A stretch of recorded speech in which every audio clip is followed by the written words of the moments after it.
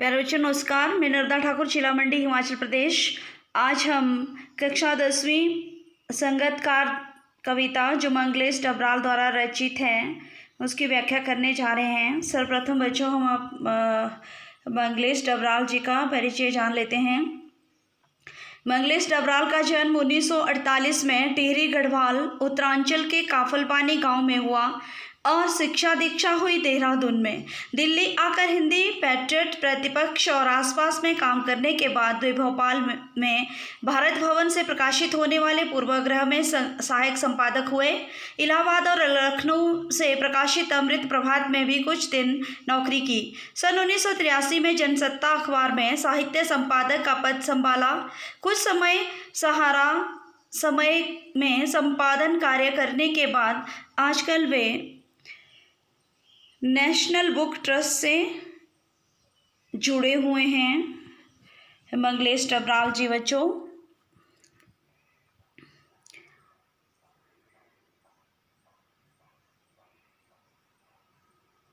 मंगलेश डबराल के 4 कविता संग्रह प्रकाशित हुए हैं। पहाड़ पर लालटेन, घर का रास्ता, हम जो देखते हैं और आवाज भी एक जगह है। साहित्य अकादमी पुरस्कार, पहल सम्मान से सम्मानित मंगलेश जी की ख्याति अनुवादक के रूप में भी हैं। मंगलेश जी की कविताओं के भारतीय भाषाओं के अतिरिक्त अंग्रेजी, रूसी, जर्मनी, स्पेनी, पोलस्की और बल्गारी भाषाओं में भी अनुवाद प्रकाशित हो चुके हैं। कविता के अतिरिक्त वे साहित्य, सिनेमा, संचार माध्यम और संस्कृति के सवालों पर नियमित लेखन भी करते हैं। मंगलेश जी की कविताओं में सामंती बोध एवं पूंजीवाद छल छदम दोनों का प्रतिकार है। वे यह प्रतिकार किसी शोर शराबे के साथ नहीं बल्कि प्रतिपक्ष में एक सुंदर सपना रचकर करते हैं। उनका सौंदर्य बोध सूक्ष्म और भाषा इनकी पारदर्शी है। तो अब कविता के विषय में जान लेते हैं। संगतकार कविता गायन में मुख्य गायक का साथ देने वाला संगतकार की भूमिका के महत्व पर विचार करती है। दृश्य माध्यम की प्रस्तुतियों जैसे नाटक, फिल्म, संगीत, नृत्य के बारे में तो यह सही है ही। हम समाज और इतिहास में भी ऐसे अनेक प्रसंगों को देख सकते हैं जहां नायक की सफलता में अनेक लोगों ने महत्वपूर्ण भूमिका निभाई। कविता में यह संवेदनशीलता विकसित करती है कि उनमें से प्रत्येक का जो अपना अपना महत्व है और उनका सामने न आना उनकी कमजोरी नहीं, मानवीयता है। संगीत की सूक्ष्म समझ और कविता की दृश्यात्मकता इस कविता को ऐसी गति देती है मानो हम इसे अपने सामने घटित होता हुआ देख रहे हों। समाज में बहुत सारे ऐसे लोग होते हैं बच्चों जो हमें ऊपर उठाने में काम करते हैं, लेकिन वो सामने नहीं आते कि हमने इनकी सहायता की है। तो ये कविता कहीं ना कहीं उन्हें इंगित करती है। तो चलिए कविता। मुख्य गायक के चट्टान जैसे भारी स्वर का साथ देती वह आवाज़ सुंदर, कमजोर, कांपती हुई थी। वह मुख्य गायक का छोटा भाई या उसका शिष्य या पैदल चलकर सीखने आने वाला दूर का कोई रिश्तेदार। मुख्य गायक की गरज में वह अपनी गूंज मिलाता आया है प्राचीन काल से।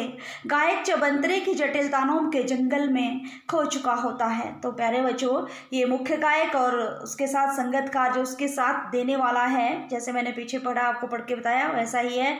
तो ये भारी चट्टान जैसा स्वर जो होता है मुख्य गायक का, उसके साथ एक अति सुंदर मधुर सी कांपती हुई आवाज एक संगतकार की होती है। वो उसका छोटा भाई हो सकता है, उसका शिष्य हो सकता है, या दूर से चलकर सीखने आने वाला कोई उसका रिश्तेदार हो सकता है, जो मुख्य गायक की गरज में, उसकी आवाज़ में, उसकी गूंज में अपनी गूंज मिलाता आया है प्राचीन काल से। अब से नहीं, सदियों से ऐसा हो रहा है बच्चों।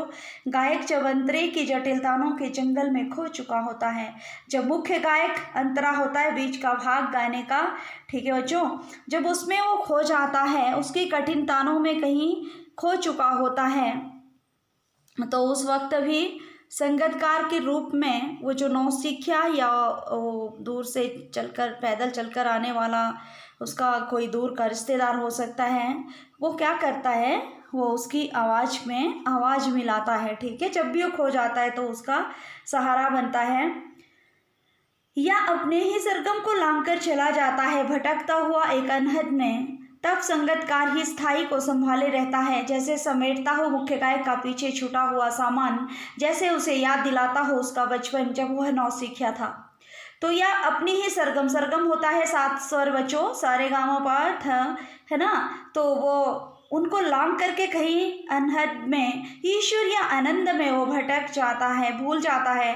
तब संगीतकार ही उसकी स्थाई होता है, जो शुरू में गाया जाता है और बीच में भी स्थाई को संभाले रहता है, जैसे समेटता हो मुख्य गायक का पीछे छूटा हुआ सामान। मानो हुआ कोई मुख्य गायक का जो सामान पीछे छूट गया है उसे वो समेटने का काम कर रहा है और दिलाता हो, और उसे उसका बचपन याद दिला रहा हो।